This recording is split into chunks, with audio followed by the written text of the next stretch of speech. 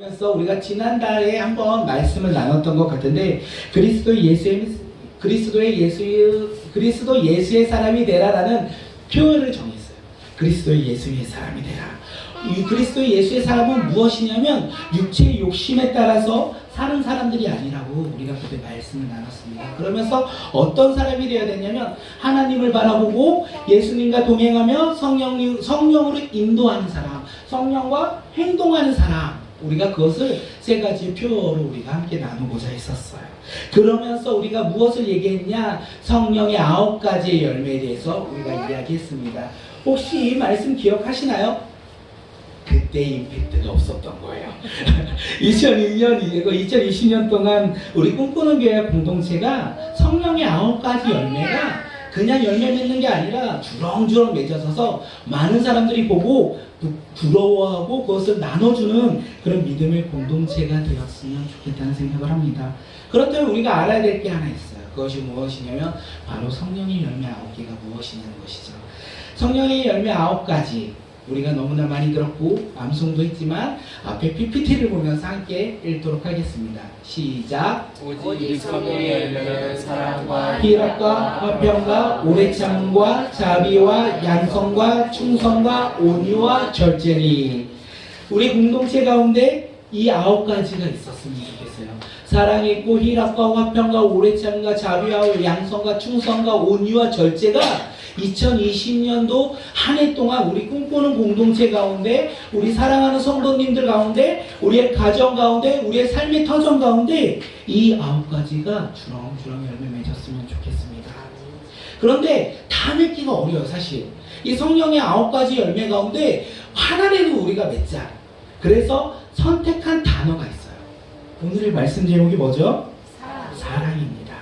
그러면 우리 꿈꾸는 교회가 2020년도 한 해 동안 목숨을 걸고 지켜 행해야 되는 단어가 무엇이죠? 사랑이라는 거예요. 우리가 이 사랑을 어떻게 깨달아야 하는지 오늘 바울 서신서를 통하여 우리 가운데 그리고 우리의 삶 가운데 적용하는 우리 공동체가 되었으면 좋겠습니다.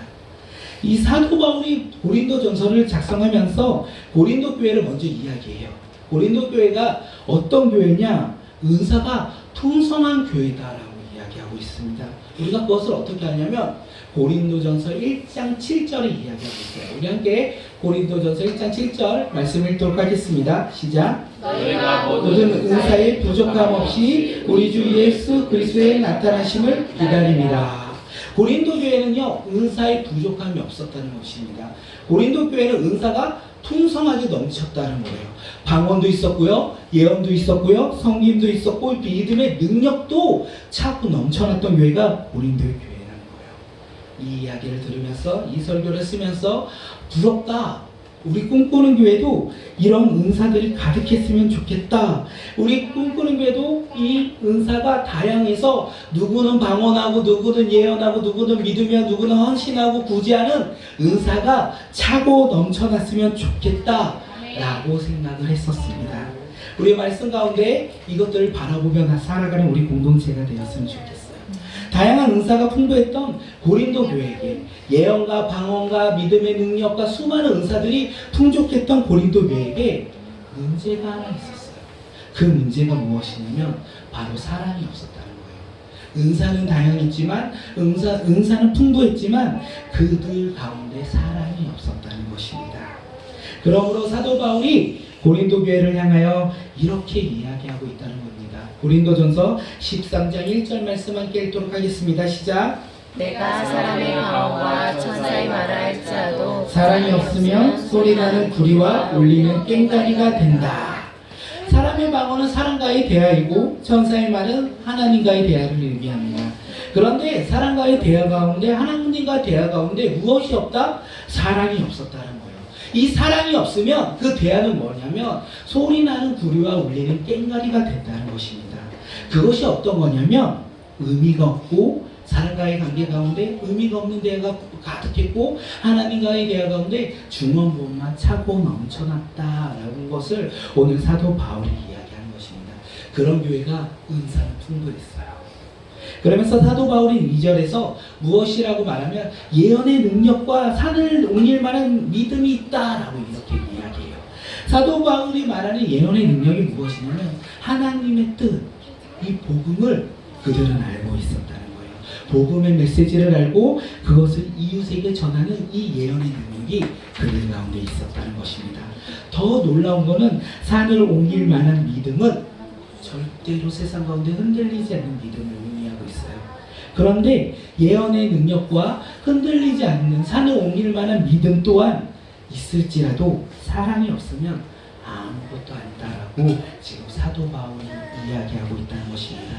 그러면서 사도 바울이 3절에서 이렇게 합니다. 내게 있는 모든 것으로 구제하고 또 내 몸을 불사르게 내줄지라도 사랑이 없으면 내게 아무 유익이 없다라고 이렇게 이야기하고 있어요. 바울은요, 구제하고 자신의 몸을 불사를지라도, 다시 말해 자신의 몸을 순교할 헌신의 자리로 나아갈지라도 그곳 가운데 사랑이 없으면 아무 유익이 없다라고 이야기합니다. 신기한 것 같아요. 사람의 방언과 천사의 말, 예언의 능력, 산을 옮길 만한 믿음, 그리고 구제와 순교는 정말 중요해요. 그런데 그 가운데 사랑이 없으면 아무 유익이 없다라는 거예요. 우리 가운데 방언의 은사가 넘쳐납니까? 예언의 은사가 넘쳐납니까? 구제가 있습니까? 믿음이 있습니까? 헌신이 있습니까? 근데 은사는 있지라도 사랑이 없으면 아무 유익이 없다고 지금 사도 바울은 이야기하고 있습니다. 하나님이 주신 은사는 필요합니다. 그런데 그 은사 가운데 사랑이 있어야 된다는 거예요.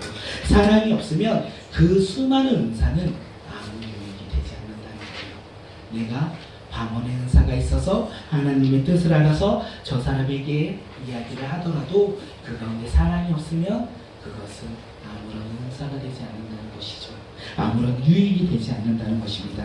사랑이 없는 은사는 아무 유익이 없지만 사랑이 있는 은사는 하나님의 놀라운 계획 가운데 사용된다면 그것은 우리가 알 수 없는 크고 큰 파장으로 행위할 수 있다는 것입니다.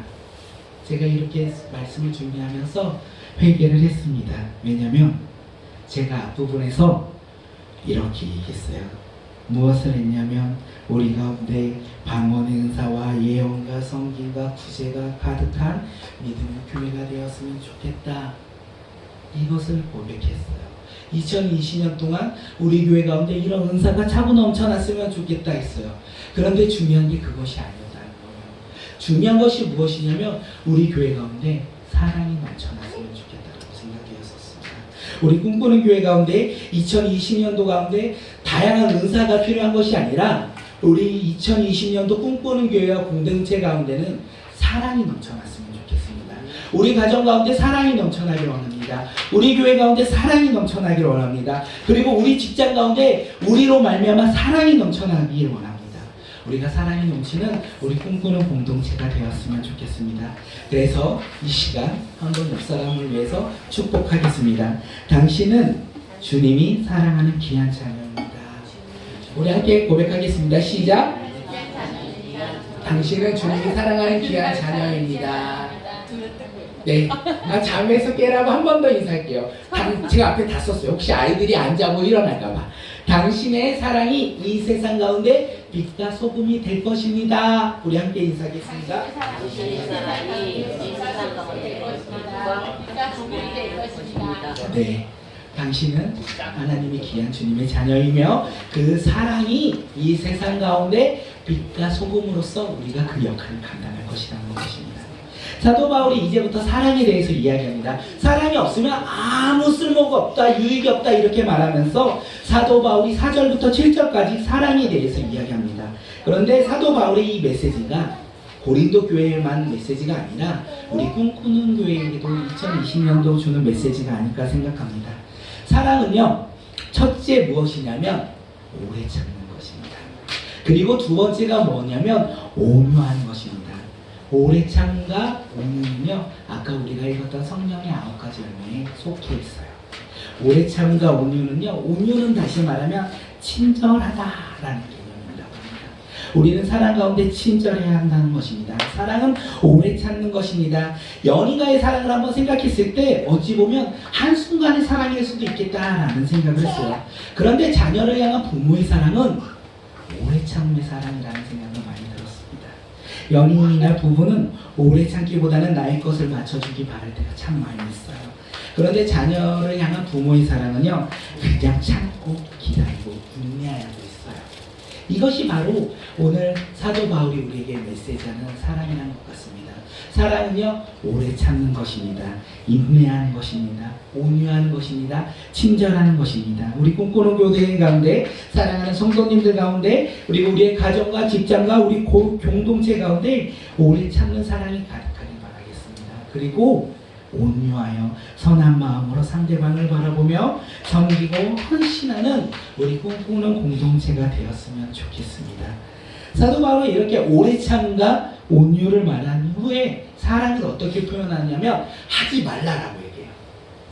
신기한 것 같아요. 사랑은요, 오래 참는 것과 온유라고 말하고 나머지 11가지, 9가지를 뭐라고 말하냐면 하지 말아라. 이렇게 해요. 우리의 사랑은 무엇입니까? 저 사람이 나를 바라보고 변화되었으면 좋겠고 나를 맞춰주면 좋겠고 나와 함께 있으면 좋겠다. 나에게 원하는 것을 기준 삼아서 얘기하는데 사도 바울은 사랑을 이렇게 얘기합니다. 뭐라고 얘기하냐면 한번 다 같이 할게요. 시작. 사랑은 시기하지 않는 것입니다. 사랑은 자랑하지 않는 것입니다. 사랑은 교만하지 않는 것입니다. 사랑은 무례히 행하지 않는 것입니다. 사랑은 자기의 유익을 구하지 않는 것입니다. 사랑은 자기의 유익을 구하지 않는 것입니다. 사랑은 성내지 않는 것입니다. 사랑은 악한 것을 생각하지 않는 것입니다. 사랑은 불의를 기뻐하지 않는 것입니다. 사랑은 진리와 함께 기뻐하는 것입니다. 사랑은 무엇이라고요? 하지 않는 것이라는 거예요.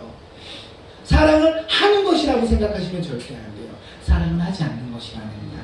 사랑은 시기하지 않아요. 질투하지 마십시오. 상대방의 은사를 보고 상대방의 모습을 보고 질투하거나 그 질투로 말해서 시기하면 우리는 그를 미워하게 돼 있어요. 그렇기 때문에 시기하지 마십시오. 그리고 사랑은 자랑하지 않는다고 합니다. 저 사람이 높고 저 사람이 칭찬받는 그 모습들, 그 사람이 명령이라 생각하시고 질투할 필요가 없는 것 같아요. 저 사람의 직분에 대해서 질투하지 마시고 저 사람의 재능에 대해서 우리는 질투할 필요가 없다는 것입니다. 사랑은 교만하지 않는다고 합니다. 이 교만은요, 자신의 판단과 기준으로 상대방을 바라보는 마음인 것입니다. 사랑은 무례히 행하지 않는 것입니다. 다른 사람에게 부당한 대우와 부당한 행위를 하지 않는 것이랍니다.